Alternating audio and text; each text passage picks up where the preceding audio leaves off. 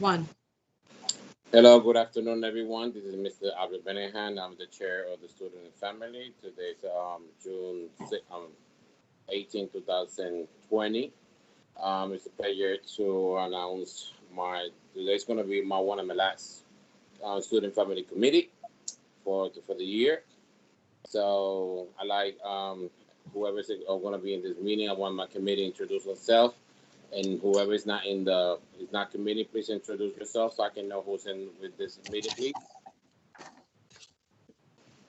Joseph Collins, Bobby Brown. member. Sorry, Joe. Bobby Brown, Sorry, member. Sorry. Do we have someone else with us in this meeting, Ms. Rita, that I know? No, you have Mr. Blanas with you, and you have Mr. McLeod, and that is the extent at this time. All right, thank you. All right, first thing in the agenda, we have the proof of the minute. I want to make a motion to approve the minute for May 28, 2020. So motion to approve. I'll second. So we have a discussion, abstain. So I'm gonna abstain. Hello, Mr. Plana. Good afternoon. How are you, sir? How are you, sir? Nice to see you. Good to see you again. Minutes are approved where we pass. Now we're going to go to the second for the agenda. Mr. Plana, are you the person going to do the student grade report, passing and failing mutation of the high school graduate? Yeah, I have the report for all 4 points for today's agenda, pretty much. All right, Mr. Plana. So if you want to go forward with everything, let yeah, me know sure. So I can go, so we don't have too long. Okay, so the first thing is that the grades have not closed yet, so we don't have a report as such in terms of passing, failing, and retentions at this time. Grades close tomorrow. Actually, grade close on Friday. So we do not have that information. We could have it for your next meeting, maybe the beginning of the year if you like. But this time we do not have that information. But we do have a list that was provided for us in terms of the graduates. I believe that there was information sent to all of you about that preliminary information in terms of the graduates. Did you receive that? Just give me 1 second, sir. Yes, it's in the packet, Albert. Yeah, I'll try to open everything in my cell phone. Yeah, no, it's hard. So this is not finalized. This is just as of 6/18, and things might change because the grades are not fully entered. So this is just a preliminary number of graduates from each high school. Yeah, I can see that. Yeah, like today, high school, Bassett High School was 175. Correct. That was nice. That's very nice. That was very good. Any questions on that one? No, I don't have no question. I don't think my committee, Mr. Joe Sarko and Bobby Brown, have any question. No, nothing. No questions. Thank you. You can go to the second line, Mr. Testani. Okay. The second item, funding for school supplies and materials. Each school is given a money amount.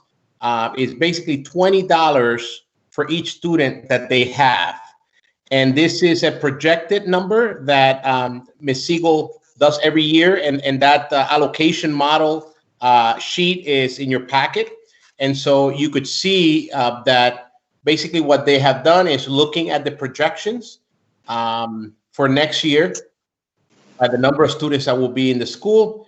If that projection happens to increase by any chance, by October 1st, usually is when the state takes a look at those numbers. If those numbers increase, then that modification is done. That number, that allocation is increased, obviously, for that specific school. But for the most part, this is the projected amount, and this is the projected number and the projected amount in this sheet that you have in front of you. Okay. Now, the money is used first is prioritized for essentials. It's used for things that we have in the different buildings. For example, we need to buy copier paper, office supplies, technology supplies, and such. And so that's the first priority for using this money. And then $4 out of the 20 is used for art and music supplies. So every school sets aside about $4 per student to purchase construction paper, crayons, and things like that. So in other words, the school gets 16, and then the art and music get the $4 for the rest of the year. Well, they get the full 20. They get the full $20, and then the we basically set aside. We say, out of that money, these $4 should be dedicated for this. It's not something that actually most schools actually spend more than that amount, to be honest with you.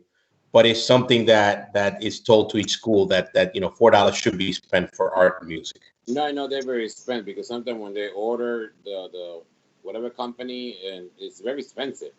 Yes. It's very expensive. Sometimes you say we spend all the money, and you look like, where do we spend the money? When you say the bill, the bill is very big.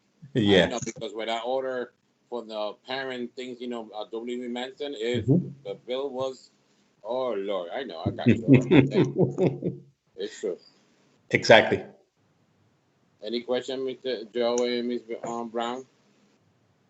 Yeah, I got one, Albert. This is the discretionary funds for the school, correct? Since we could spend it at their discretion. That's correct. But question for you, Mr. Plana. Now, because the school was closed and everything,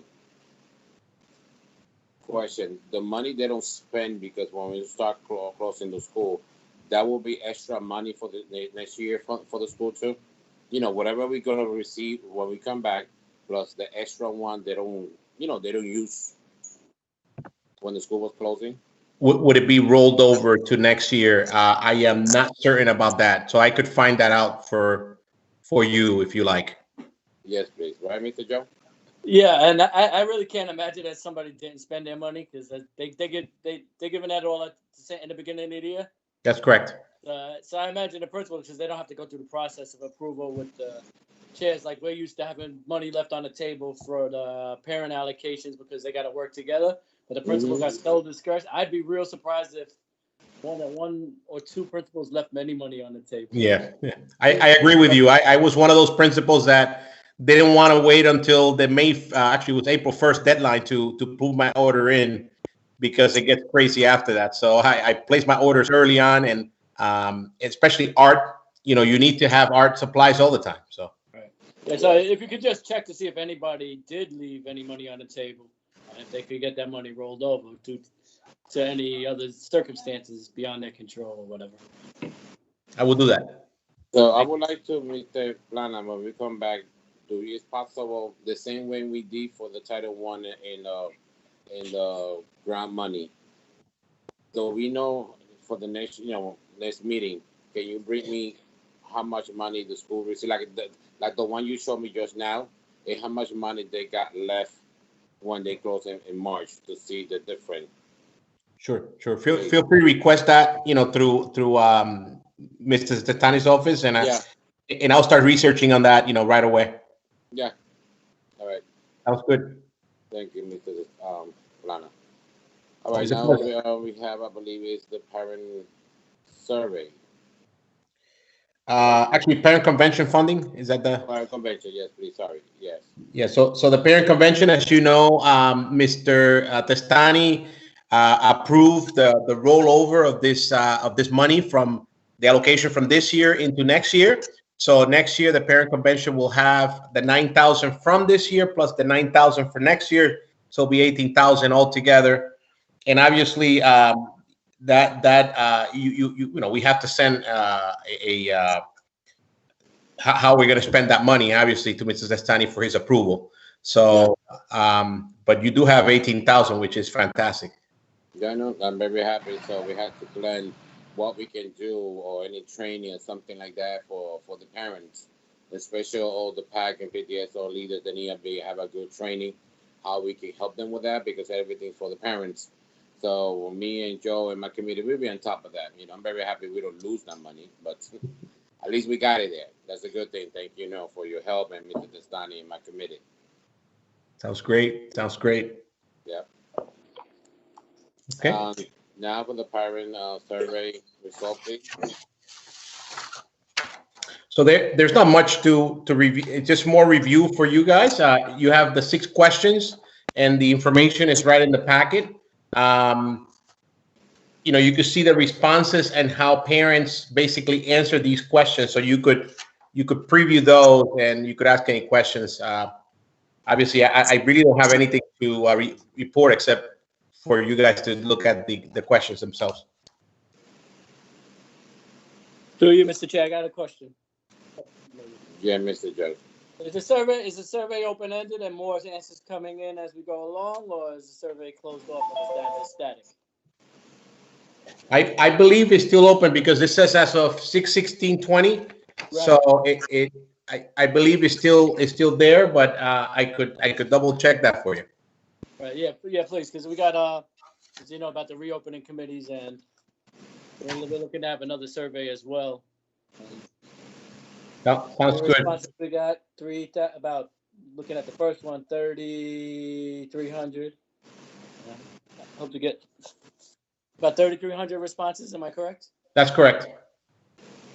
Yeah, I think we need a bigger sample size for the reopening. So hopefully, we could get more. Yeah, I was just told by Mr. Grasti that the survey is still open. Still open. Okay, thank you. Right. So again, I like to know the survey because we like to know. A lot of parents ask sometimes what happened with the survey, what's going on, and you gave me a good information. That's good to know. Mr. Joe Soccer, do you have any question in Ms. Bobby Brown? Oh yeah, let me. No, I have no questions. I was following up on I was seeing the notification saying that the survey was still open, so that's good. So it gives parents still a little bit more time if they didn't already do it. They can have a chance to do it. That's correct. Sorry, Mr. Joe, you said something? Yeah, I'm just looking at the responses and just trying to think of stuff for the other committees that I'm dealing with. But it's interesting that before school care has gotten a significant amount of parents who would drive their children to school. Now, does that question pop up only if people check that their child takes transportation? Or is that open for all parents to answer?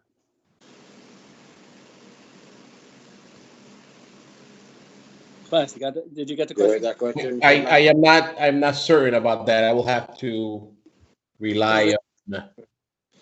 Yeah, because that changes the flavor of the response. Because if a parent normally doesn't take the school bus and they would drop their child off before care, it doesn't.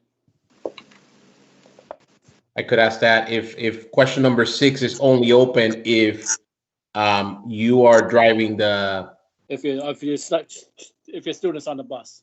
In the bus.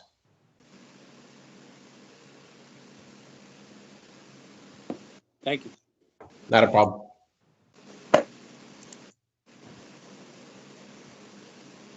All right, so I believe my meeting was one of the most fast meeting we have. So it means your Sogo, Ms. Bobby Brown, you don't have no questions, so we can forward. Well, this is my last meeting for this year. We come back and we have another one, and then Mr. Plana, I want you, like I told you how much money was left, finishing in March when we closed the school. When you get a chance, to send us that information. So sound good. I want to make a motion to adjourn the meeting. Motion to adjourn. Second. So thank you, everyone. God bless you all. Have a good weekend, vacation. See you soon in the vacation. Mr. Plana, always thank you for work with me. It's a pleasure. Right? Pleasure's mine. All right. God bless you all. Thank you very much. You too. Bye-bye. Everybody stay safe, stay healthy. Bye-bye. Thank you, Miss Rita, for everything. You're welcome, Mr. Minahan. Thank you, John, too, for recording. They're always there for us.